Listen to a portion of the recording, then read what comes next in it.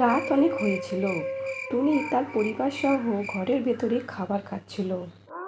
তখন তারা হঠাৎ করে বাইরে থেকে কি একটা যেন শব্দ শুনতে পায়। কে যেন তাদের বলছে, বাড়িতে কেউ আছে নাকি? আম এনেছি, পাকা পাকা আম নেবে নাকি? মা, এত রাতে কে আম বিক্রি করতে এসেছে? চলো না মা, একটু বাইরে গিয়ে দেখি। এই বলে টুনি আর টিঙ্কু আম কেনার জন্য বাড়ির বাইরে চলে আসে। তোমার আম কত করে, আর এত রাতে তুমি আম বিক্রি করতে এসেছো?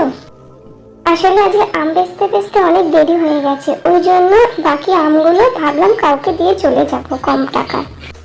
এটা বলতে বলতে সে এক হঠাৎ করে গলা কাটায় ডাইনিতে পরিণত হয়ে যায় আর টিঙ্কুকে সেখান থেকে নিয়ে চলে যায়। তখন টুনি কী করে ভেবে না পেয়ে এক তান্ত্রিকের কাছে যায় আর সব কথা তাকে বলে। তান্ত্রিকটা তার জাদুর মাধ্যমে দেখে টিঙ্কু কোথায় আছে আর সেখানে যায়।